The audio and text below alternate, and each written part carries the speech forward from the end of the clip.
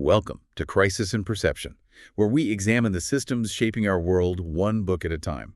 Today, we're doing a deep dive into a concept that is, well, it's uncomfortable, but I think it's essential. It's the idea that the dysfunction you see in American democracy, the gridlock, the inability to solve these massive economic problems, the perpetual culture war, it isn't an acute illness, like a bad flu we can shake off. It's chronic. It's chronic. Exactly. We are looking beyond the usual frame. When pundits and politicians talk about democracy being broken, they often point to these temporary breakdowns, a specific policy failure, the rise of a certain leader, or just hyper-partisanship. They treat it like a temporary moral or procedural error. Right. But what if the constraints are fundamental? What if they're baked into the institutional design and deeply connected to global economic power structures that, no amount of voting or well-meaning policy can easily overcome? That is precisely our mission. We are examining the chronic nature of the crisis, the deep connections between global institutional incentives, the mechanics of economic globalization, and the resulting widespread feelings of low legitimacy, non-participation, and just political despair among the citizenry. And to do that, we're using the work of political theorist Benjamin Studebaker to map these systemic constraints and understand why, for the average citizen who's just looking for material change, the way is shut. Our source material is Studebaker's book, The Chronic Crisis of American Democracy, The Way is Shut. And Benjamin Studebaker is a political theorist and commentator who approaches political economy from a structural rather than a, merely partisan perspective. The context for this book is just so vital. It was written, post-2016, a period where public trust in American institutions just seemed to completely collapse. It really did. And suddenly, the political establishment on both the left and the right faced these massive internal challenges from figures like Donald Trump and Bernie Sanders. And these movements, while they're culturally opposed, they shared a common root, didn't they? Oh, absolutely. The profound failure of the American economy for the average working person. That was the core issue. And this is where the system's defenders had to deploy a specific analytic maneuver. Studebaker argues that rather than engaging with the serious economic problems highlighted by populists, wage stagnation, debt, outsourcing, the professional and governing elites largely closed ranks. They did. They avoided engaging with those economic issues because, acknowledging them would validate the entire populist critique of the system. So how did they avoid that conversation? What was the move? They set up a false dichotomy. They argued that the cause of populism wasn't actually economic insecurity, but rather pure cultural backlash. The logic went something like this. Since not all Trump voters were personally poor or unemployed, then economic factors couldn't possibly be responsible. Therefore, it must be something else. It has to be something else. The resentment must stem from cultural anxiety, racism, or tribalism. It's a neat way to sidestep the economic argument entirely. I encounter this argument constantly, and it allows the elite to minimize the critique as just, mere bigotry or bad behavior, rather than confronting the consequences of their own economic policies over the last 30 or 40 years. It serves a crucial function for maintaining legitimacy. And Studebaker, drawing on insights from thinkers like Joseph Stiglitz and Thomas Piketty, he forcefully counters this. He argues the economy and culture are, they're two sides of the same coin. Of course. When the system consistently fails to deliver material security or upward mobility, when the political system appears captured by moneyed interests, citizens don't just feel disappointed, they feel betrayed. They start looking for a villain. Exactly. Economic failure fuels irrational, powerful resentment. But since the real structural causes are so complex and, frankly, invisible, voters look for an understandable enemy. They conclude that the system is rigged by greedy, decadent, hateful elites, and then they look for cultural, often exclusionary solutions to what are fundamentally material economic problems. And by denying that economic reality, by reducing the whole thing to just cultural backlash, the establishment just appears completely out of touch. And that, ironically, validates the populists' claim that the establishment is part of the conspiracy against them. It's a feedback loop. So this book, then, it isn't just addressing the symptoms. It's fundamentally challenging the intellectual frameworks we use to even debate the crisis. It responds to two major ideological responses to this crisis. First, there's liberal reformism, which often focuses on these sort of managerial tweaks, better globalization management, minor tax reform, procedural changes. Right.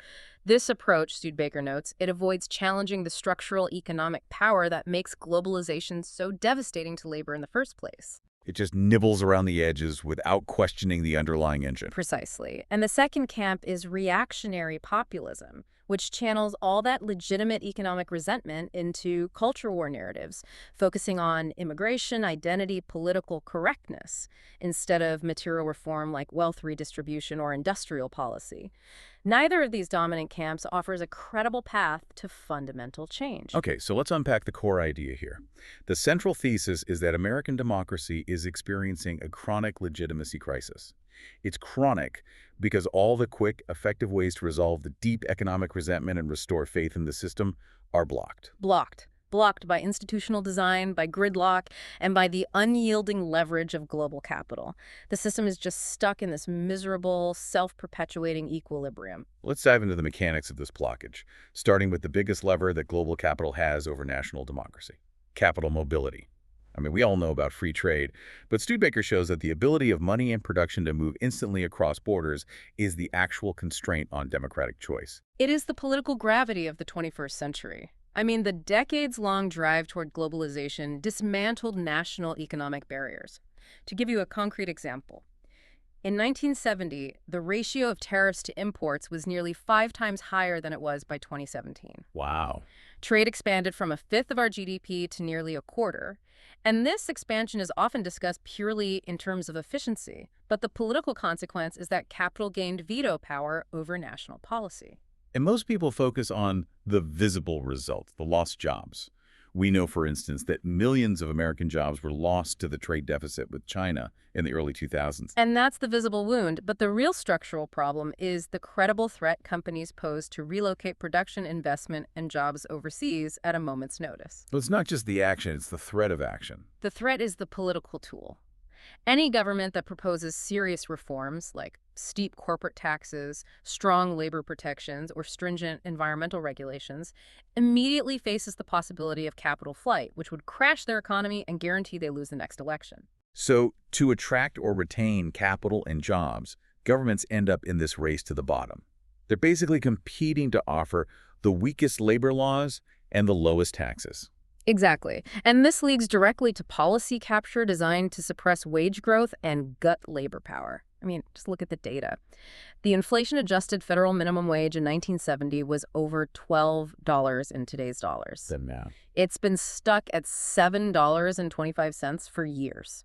Union membership, which was the primary mechanism for workers to secure a share of productivity gains, has plummeted from over 30% in the post-war decades to barely 10% today.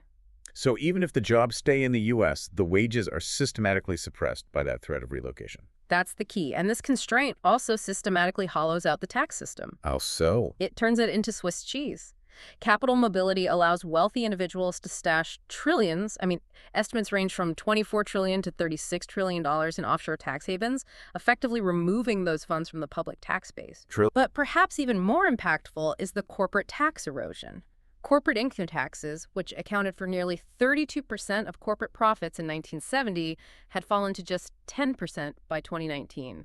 And this trend is made even worse by competition at the state level, right? Absolutely. The states compete fiercely to attract or retain corporations, primarily by offering massive tax breaks and direct subsidies. These subsidies are estimated to cost state and local governments somewhere between $45 and $70 billion annually. That's a staggering amount of money that could be going to public services. Schools, infrastructure, you name it. And now 9 states have no income tax at all, forcing them to rely on less progressive revenue sources. So when revenue is systematically gutted at every level, federal and state, because governments are paralyzed by the threat of capital flight, the burden inevitably shifts onto those who can't move. The working and middle classes. States cut public services. For example, average inflation-adjusted teacher salaries fell 4.5% between 2010 and 2019, and they increasingly shift the tax burden onto consumption. So more sales taxes, sin taxes. Exactly. Sales taxes, taxes on cigarettes or alcohol, and all sorts of fees. Wealth is agile, labor is weak, and the resulting fiscal consequences are downloaded onto the ordinary person. It's a beautifully designed system for transferring risk and cost away from wealth and onto labor. This leads to the next conceptual problem. If real wages are barely growing, I think you said just 8% growth for the average worker between 1979 and 2019, while GDP soared by 760%. How do Americans continue to consume enough to keep this massive global economy churning? This is the critical puzzle, and Studebaker relies on the economic sociologist Wolfgang Streeck's framework of the three fixes the government used to compensate for persistently low wages. The state, unwilling to mandate higher wages or challenge capital, had to find other ways to fund mass consumption. Okay, so what was the first fix? The Keynesian deficit state of the 1980s. When Reagan and subsequent administrations cut taxes on the rich and kept wages low, they funded consumption by running large federal deficits. The government borrowed massive amounts of money to maintain public spending and prop up demand. So it was effectively the state borrowing money to help its citizens buy things. You got it. But deficits can only grow so big before they become politically unpalatable. So what was the shift in the 1990s? That was the shift to the debt state. So instead of the government running up debt, the citizens were encouraged to borrow massively. This era saw the deregulation of financial markets, the proliferation of securitization, and easy access to mortgages and credit. And it externalized the risk from the state to the household. Exactly. It was an unstable system designed to extract interest payments from the working class, and it inevitably collapsed in 2008 with the subprime mortgage crisis. Which brings us to the third and current fix, quantitative easing, or QE. Exactly. This is the central bank state. Since 2008, central banks and treasuries have been, for all intents and purposes, printing money or engaging in QE to keep interest rates near zero. This does two things. It makes the accumulated mountain of public and private debt sustainable, and it prevents the stagnant economy from tipping into dangerous deflation. But I'm interested in why this particular fix leads specifically to greater inequality rather than just, general inflation. Because QE systematically inflates the value of assets, stocks, bonds, real estate, which are overwhelmingly held by the wealthy. When the money supply expands and flows into financial markets, those who own those assets see their wealth surge without having to produce anything new. And meanwhile, the working person. The working person sees only slight wage increases, coupled with inflation in necessities like food, rent, and education. It's a political fix that keeps the economy moving, but only by fueling profound, visible inequality and creating perpetual asset bubbles. And that profoundly challenges the legitimacy of the entire system. It connects directly to the insights of Piketty. Democratic societies rely on the myth of the meritocratic worldview, the idea that success, and therefore inequality, is based primarily on talent, effort, and hard work, not on kinship or arbitrary luck. When economic change like massive asset inflation fueled by QE makes wealth accumulation seem arbitrary, the system's inequalities start to feel unjustified, even rigged. If the economy doesn't deliver on that fundamental promise of meritocracy, why should anyone believe the rules are fair? That's the legitimacy crisis taking root right there. So we have a system fundamentally constrained by global capital, fueling debt, inequality, and this deep existential resentment. How does this structural pressure shape the political consciousness and behavior of different economic groups? Studebaker uses a simplified schema: workers, professionals, and small employers. And we need to look closely at these internal class anxieties because the political system weaponizes these differences to prevent any kind of unified action. Let's start with the workers. These are typically people without college degrees, largely pushed into low-wage, non-unionized service, retail, logistics, and hospitality roles. Their political situation is one of increasing futility. The labor movement is devastated, and critically, their information sources are controlled by media outlets owned by wealthy oligarchs or staffed by the professional class, neither of whom share the workers' core economic interests. So they recognize that the mainstream political and media establishment has no interest in explaining or fixing their declining quality of life. None. And this is where we see the rise of conspiracy theories, not as purely irrational behavior, but as a response to the opacity of the system. So it's a distorted form of rationality. That's what Studebaker argues, that conspiracy thinking is a way for working people to try and understand why the country is becoming structurally cruel and unfair to them, especially when the established media refuses to provide a coherent, non-condescending explanation. They conclude that the system is captured, that hidden forces are operating against them. But the problem is that this resentment is easily misdirected. It's so easily misdirected onto outgroups, immigrants, cultural elites, specific political figures, instead of the complex structural forces that actually keep wages low and capital mobile. This misdirection pushes workers toward politics that further marginalize them, making them easier targets for manipulation by the oligarch class. Okay, moving on to the professionals. They're defined by their college degrees and their reliance on a wage or salary. And their anxiety is driven by massive debt. Education was sold as the guaranteed pathway to security, but it became a treadmill. Tuition costs have multiplied exponentially. I think it's a 40-fold increase at public colleges between 1975 and 2021. The average borrower owes upwards of $37,000. That debt creates a form of indentured servitude. It really does. You acquire massive debt just to secure wages that are often precarious, especially when, as the data shows, 1/3 of all graduates work in jobs that don't even require a degree. That fear that the debt and the effort were a sham, that seems central to their political identity. And we need to distinguish between the two professional groups he talks about. Yes. First, the rump professionals.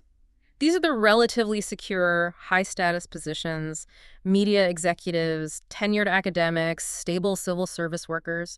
They work for the oligarchs or in institutions that are dependent on oligarchic wealth. They have an incentive to direct political resentment away from their employers. And where do they redirect that resentment? Onto cultural groups and, crucially, onto the working class and the other professionals.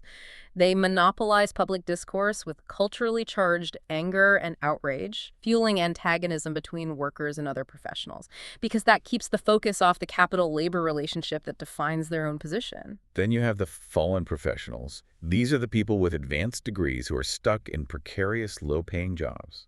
The adjunct professor, the perpetually underemployed creative, the heavily indebted analyst. They are experiencing proletarianization. They're being pushed down toward the working class, but they desperately cling to their university credentials, their cultural capital, to assert superiority and resist that downward pressure. How do they do that? They achieve this by mastering and using extremely niche, academic, and often alienating political language and virtue markers.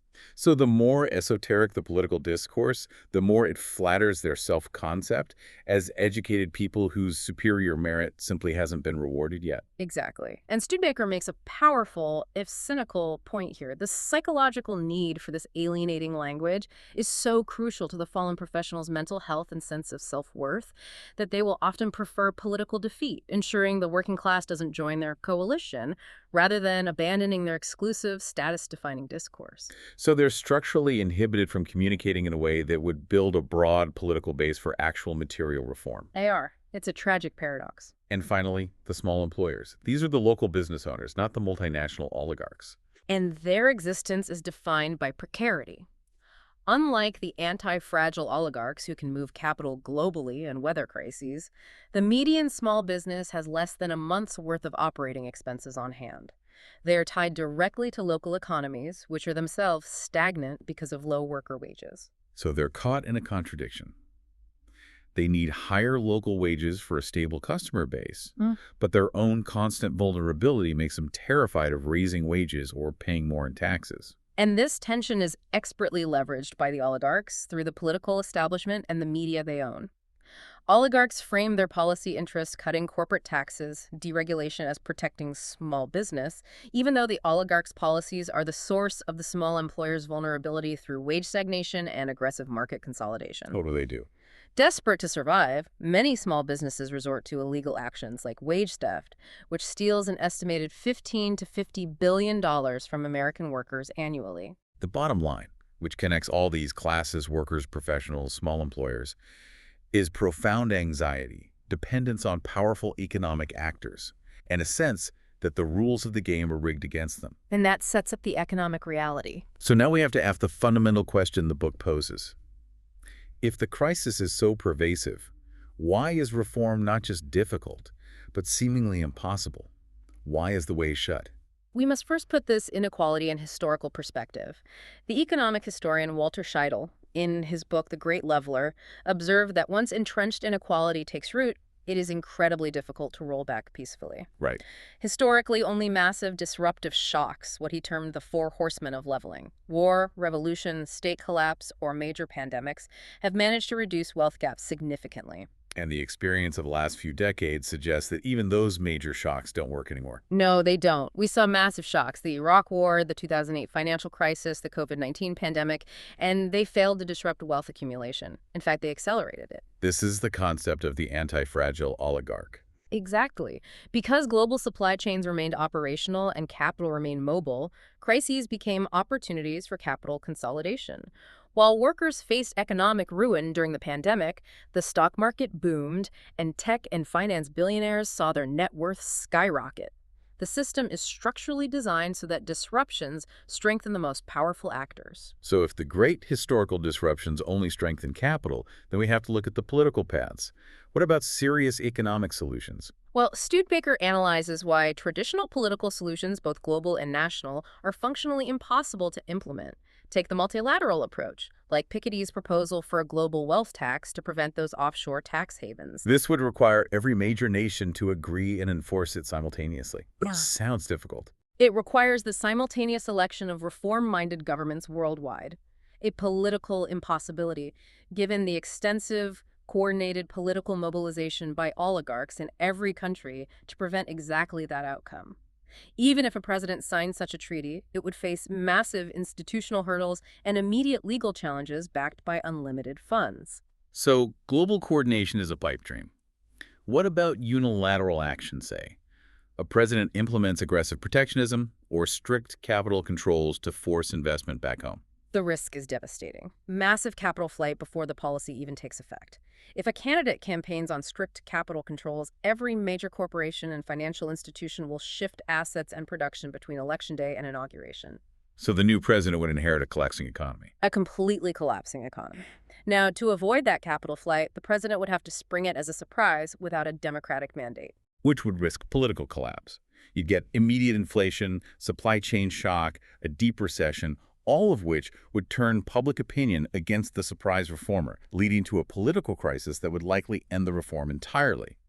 And a gradual approach is equally doomed, as oligarchs use the time to lobby Congress to override the changes and move the remainder of their money. The threat of capital flight acts as a structural veto on any meaningful economic reform. So the only politically feasible solutions are tokenistic. Precisely. We see modest tax hikes proposed, but those are nowhere near what is structurally needed. To restore the income distribution that prevailed in the post-war era, the effective tax rate on the top 1% would need to be raised to an estimated 67.5%. The current top marginal rate is 37%.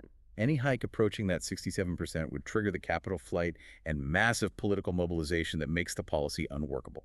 The system is designed to reject necessary change while accepting token change to maintain the appearance of responsiveness. Since the system cannot solve the underlying economic problems, it defaults to a state of stasis, the chronic legitimacy crisis. It doesn't collapse, it just locks up in this persistent gridlock that constantly frustrates the public. The U.S. is trapped in what he calls minimal legitimacy.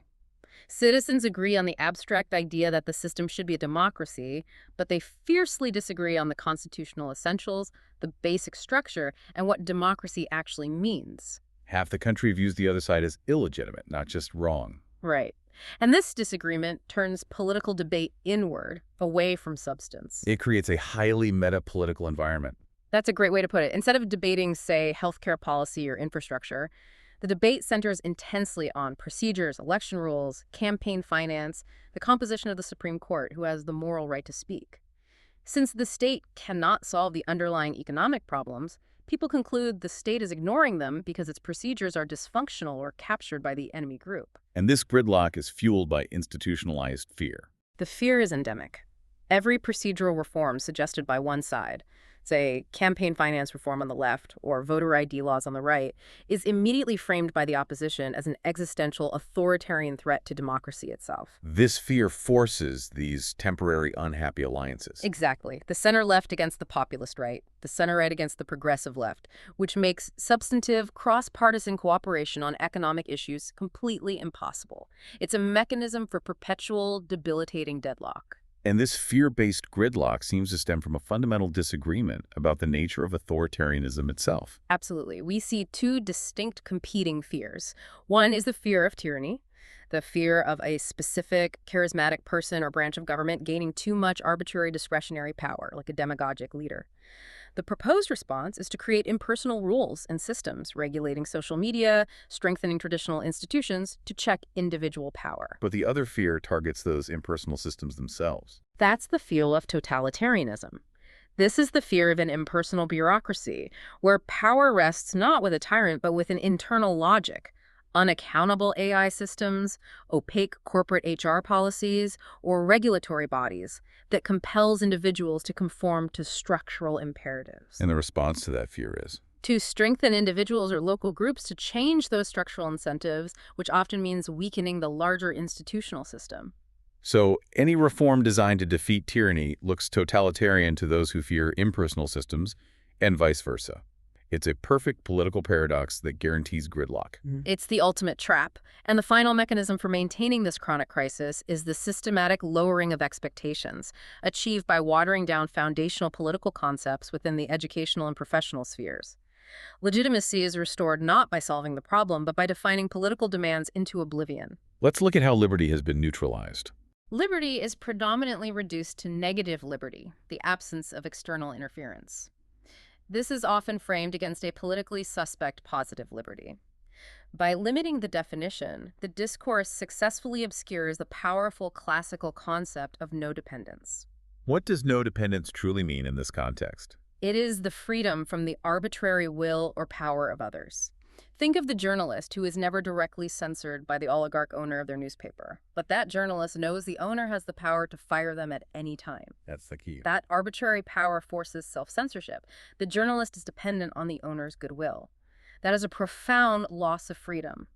By focusing only on non-interference, our political discourse ignores the massive power relationships between employers and workers or capital in government, thereby making the question of economic dependence invisible. Okay, moving to equality.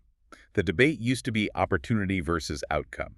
Now it seems to be equality versus equity. Yes, the term equality is now often framed as the simple, less sophisticated act of treating everyone the same, giving everyone the same sized box to look over a fence. Equity is presented as the more advanced concept of equality of welfare, giving people what they need to achieve the same result. But the move to equity, while it seems progressive, often imposes the least demanding definitions. It does, and the radical edge is often taken off by pivoting towards group equity. This focuses on ensuring that a person's demographic, identity, race, gender, etc. no longer statistically predicts how one fares. This is an important goal, of course, but Studebaker shows that it risks masking the fundamental deep-seated class hierarchy. Can you give us a concrete example of how group equity could be achieved without actually reducing that economic hierarchy? Sure. Imagine we successfully achieve perfect racial equity in America. What Studebaker points out is that you could still have white and black workers equally exploited by white and black oligarchs. The class pyramid, the massive wealth concentration, and the systemic dependence of labor on capital would remain untouched and equally devastating for the working classes of all races. So the intense focus on demographics, necessary as it is, effectively serves as a distraction from the core issue of hierarchical class systems and wealth concentration. When power structures define the political words, you can't use the words to overcome power. And finally, representation. How has this concept been diluted? Representation used to be fundamentally about acting for constituents, the delegate or trustee models. But because the government's capacity to act for the people declines under the constraints of global capital and institutional gridlock, politicians increasingly comply with the impersonal incentives laid down by capital, regardless of voter wishes. So they compensate by shifting to standing for. They shift to descriptive representation, where the demographics of the representatives mirror the citizens, or symbolic representation. Politicians use cultural signifiers, talking points, ideological signaling, to appear to stand for their voters culturally, while being increasingly unable to act for them economically. This cultural discussion is an elaborate, necessary distraction, ensuring that regardless of who you elect, the systemic incentives remain unchanged. This paints a deeply structuralist picture. The economic system is rigged, the institutions are locked in gridlock, and the language of change has been corrupted. So if voice political participation fails to change the dysfunctional system, how do citizens cope? According to the economist Albert Hirschman, when voice fails, citizens resort to exit. Now, Since emigration is too difficult for most Americans and the economic problems are global, the most accessible form of exit is stopping political participation altogether. So they just check out. They check out. The political theorist Robert Goodin calls this settling politically despairing to free up time and energy for non-political life projects like family, career, or escapist hobbies. So the average person rationally withdraws, saving their energy for the parts of life they can actually control. Precisely. However, the political opposition parties, both the left and the right, cannot allow this large-scale settling to occur because they rely on voter participation to gain power. So they intentionally disrupt settling by constantly raising expectations with aggressive striving rhetoric. Think of the powerful emotional appeals of Obama's hope and change, or Trump's I alone can fix it. Exactly. They promise fundamental structural change only to abandon those promises once in office when they confront the same institutional and economic constraints. So they raise hope only to crush it, ensuring these continuous cycles of profound disappointment. And that cycle keeps the public orbiting politics. The ruling party is forced to settle into centrist postures to manage the constrained economy, which opens a political space for the opposition party to promise radical striving. This continuous oscillation prevents citizens from achieving true political peace and maintains a constant, exhausting, yet controlled sense of crisis. The system sustains itself by continually disappointing the public. That's a cynical take, but it really does fit the data. But if citizens try to retreat from politics into their private enclaves, they find those spaces are also constantly being infiltrated and politicized by professionals and corporations looking to reactivate them and monetize the manufactured conflict.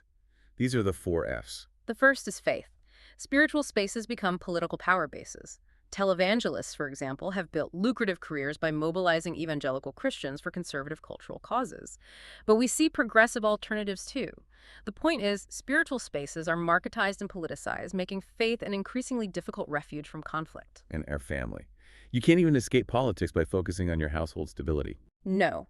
Economic stress makes maintaining a stable family difficult. Wage stagnation means it's harder to run a single-earner household, and the resulting financial instability is cited by 68% of never-married adults as a reason they remain single. And this leads to things like Phenomena like the rise of the hikikomori severe social withdrawal, which is beginning to take root in the U.S.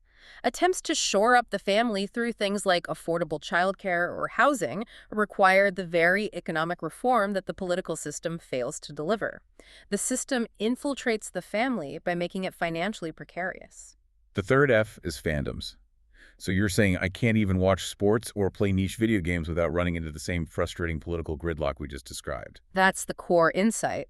Fandoms in sports have been politicized because they are profitable grounds for generating outrage and engagement. Professionals and corporations, particularly those tied to mass media, realize that cultural conflict drives clicks and views. And you see this in the most obscure places. Oh yeah, we see niche communities like the Creative Assembly Total War community drama he mentions, where disputes over historical representation or cultural signifiers in a video game blow up into massive politicized fights mirroring the larger societal culture wars. And why do fans engage in this? They engage in the motions of political action voice, exit threats, boycotts. But it's aimed at media corporations and creators, not public policy. These fandom disputes become a way of rehearsing the frustrating, unresponsive power relations that characterize formal politics, only aimed at a more immediate, though equally unyielding, target. It's impossible to hide from the conflict, even in escapist hobbies. Finally, futurism. The hope of escaping politics through technology. Futurism is the ultimate anti-political exit. It promises that private revelations, Musk's space plans, crypto AI companions, will overcome the political and economic obstacles that plague the government. Tech oligarchs are framed as non-political geniuses, capable of transcending systemic failures through sheer personal vision and technological acceleration. They become the charismatic prophets of a godless age, offering a path forward that bypasses the sclerotic state entirely. And this encourages the public to bet on acceleration rather than political action. Celebrities promote speculation on new financial products like crypto, promising quick wealth that solves the conundrums imposed by wage stagnation. This form of futurism is highly appealing because while the political system eternally disappoints and demands painful, unrewarding effort, The tech profits offer a mystique of immediate, effortless transcendence. So if we link this back to our channel's focus on systems and perception, Studebaker's work really shows us why the political struggle is functionally locked. It does. We have to realize that legitimacy is not stable when the core meaning of democracy is so intensely contested. We are locked into a procedural war where each side accuses the other of authoritarianism, tyranny versus totalitarianism, while ignoring the underlying shared economic sources of resentment. And this war is sustained by manufacturing political despair.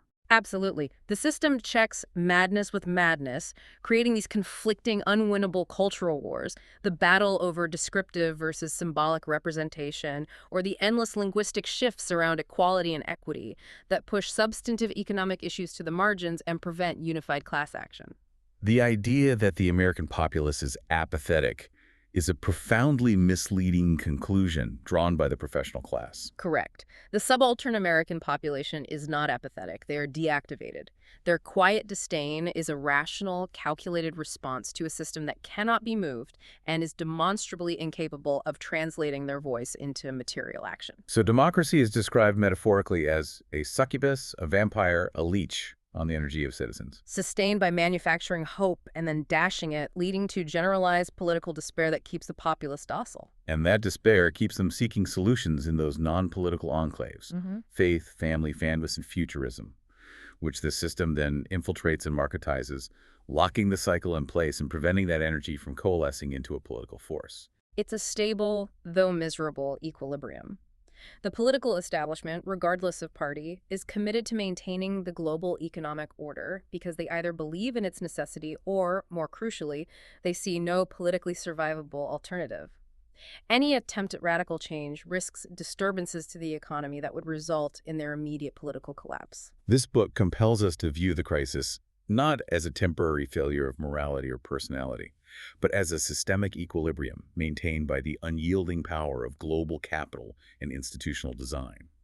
The blockage is not imagined, it is real. And it forces us to question the value of incremental or tokenistic reforms.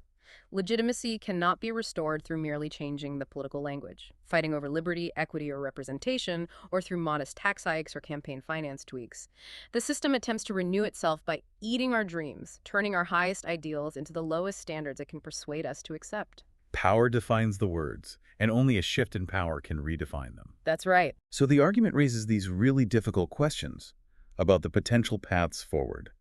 Given the extreme difficulty of implementing any non-tokenistic economic reforms and the high cost of challenging the anti-fragile oligarchs, what is an active, engaged person who desires change supposed to do? The author details that any effective political challenge would require a massive, expensive effort. Potentially a para-party movement funded by a combination of oligarchic class traders, the few rich individuals willing to work against their own class interests, and a massive revitalized labor movement which currently lacks the coherence and resources to compete. And even if such a movement materialized, it would face overwhelming, coordinated opposition that would frame it as authoritarian at every turn. At every single turn. Ultimately, the analysis returns to Scheitel's brutal observation. Once entrenched inequality sets in, only massive destructive shocks have ever reduced it. And since we, as a civilization, cannot countenance wars, state collapse, or revolution, the very things necessary to force dynamism, the way is shut. And this leads to the final haunting reflection. It does. It uses the metaphor of the paths of the dead. The path to radical change is blocked because it requires countenancing unthinkable destruction.